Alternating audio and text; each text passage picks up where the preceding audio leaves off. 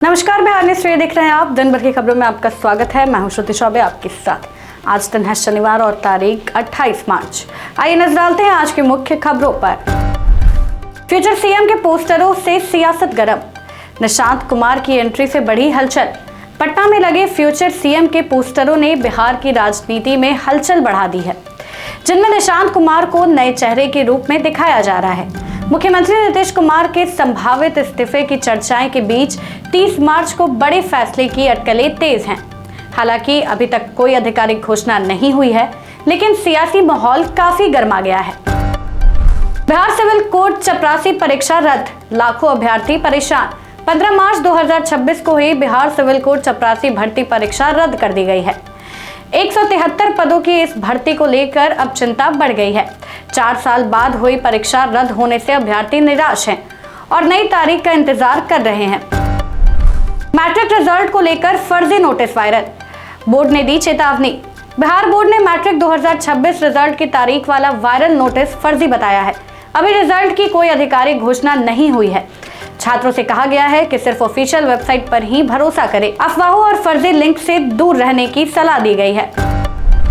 JEE main 2026 session 2, Kuwait Dubai के छात्रों के लिए सिटी स्लिप जारी। एनटीए ने जेईई मेन 2026 सेशन 2 के लिए कुवैत और दुबई केंद्रों की सिटी इंटीमेशन स्लिप जारी कर दी है।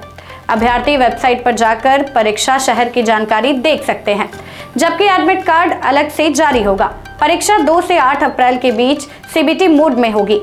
वहीं बहरीन के उम्मीदवारों के लिए प्रक्रिया भी जारी है। 1 अप्रैल से बदलेगा बिजली बिल नियम, समय के हिसाब से लगेगा चार्ज। बिहार में 1 अप्रैल 2026 से नई बिजली दर प्रणाली लागू होगी। दिन में बिजली सस्ती और शाम के समय महंगी मिलेगी। सुबह 9 से शाम 5 बजे तक बिजली बिल कम लगेगा, वहीं शाम के 5 बजे से 11 बजे तक बिजली बिल ज्यादा लगेगा। इससे लोगों को बिजली इस्तेमाल का समय बदलने का फायदा मिलेगा। सरकारी स्कूलों में एआई की पढ़ाई, 8वीं से 12वीं तक छात्रों को मिलेगी नई डिजिटल सुविधा। राज्य के सरकारी स्कूलों में अब 8वीं से 12वीं तक के छात्रों को एआई की पढ़ाई कराई जाएगी। दीक्षा प्लेटफॉर्म के जरिए वीडियो, टूल्स और इंटरैक्टिव कंटेंट से पढ़ाई आसान होगी। इस पहल का उद्देश्य छात्रों को डिजिटल स्किल, नई तकनीक और भविष्य के करियर के लिए तैयार करना है। पटना में होर्डिंग लगाना महंगा, डाकबांग्ला बेली रोड सबसे महंगे इलाके। पटना नगर निगम ने नई विज्ञापन नीति लागू की है, जिसमें होर्डिंग लगाने के लिए ज्यादा शुल्क तय किया गया है। डाकबांग्ला, बेली रोड और फ्रेजर रोड सबसे महंगे जोन हैं। रजिस्ट्रेशन के लिए 1.5 लाख और रिन्यूअल के लिए 60,000 रुपए देने होंगे। बिना अनुमति विज्ञापन लगाने पर जुर्माना लगेगा। पटना का पीएमसीएच बना प्लास्टिक मुक्त, सिंगल यूज प्लास्टिक पर पूरी तरह बैन। पटना के पीएमसीएच में सिंगल यूज प्लास्टिक जैसे कैरी बैग, कप प्लेट और बोतलों पर पूरी तरह प्रतिबंध लगा दिया गया है। अस्पताल प्रशासन ने सभी विभागों, दुकानदारों और कैंटीन को इसका सख्ती से पालन करने का निर्देश दिया है। अब परिसर में पर्यावरण अनुकूल विकल्पों का इस्तेमाल होगा और जागरूकता अभियान भी चलाया जाएगा। 1 अप्रैल से कचरा अलग देना जरूरी, नियम तोड़ने पर लगेगा जुर्माना। पटना नगर निगम ने 1 अप्रैल से नए नियम लागू करने जा रही है, जिसमें घरों से कचरा 4 भागों में देना होगा। गीला, सूखा, सैनिटरी और खास कचरा अलग देना अनिवार्य होगा। नियम नहीं मानने पर जुर्माना लगेगा।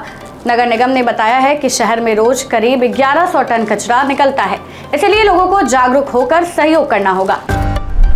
जेपी गंगा पथ पर बनेगी 50 आधुनिक दुकानें, 2 महीने में पूरा होगा काम। पटना के जेपी गंगा पथ किनारे 50 फैब्रिकेटेड दुकानों का निर्माण किया जाएगा।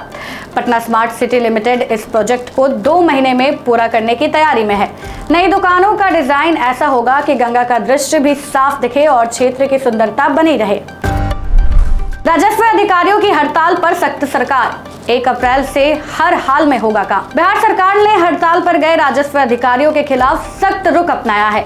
1 अप्रैल से हर अंचल में काम सुनिश्चित करने के लिए दूसरे अधिकारियों को अतिरिक्त प्रभाव दिया गया है। सरकार ने साफ कहा है कि जनता के काम में कोई बाधा बर्दाश्त नहीं होगी और लापरवाही पर कड़ी कार्रवाई होगी। रामनवमी जुलूस में बड़ा हादसा टला, आंधी में गिरा एलईडी गेट। पटना के डाकबांग्ला चौराहा पर रामनवमी जुलूस के दौरान तेज आंधी बारिश में एलईडी गेट गिर गया, जिससे अफरा तफरी मच गई। मौके पर मौजूद पुलिस ने स्थिति संभाली और गेट हटाने का काम शुरू किया। राहत की बात ये रही कि इस घटना में कोई घायल नहीं हुआ। द दरभंगा एम्स को 2006 करोड़ की मंजूरी, निर्माण कार्य में आएगी तेजी।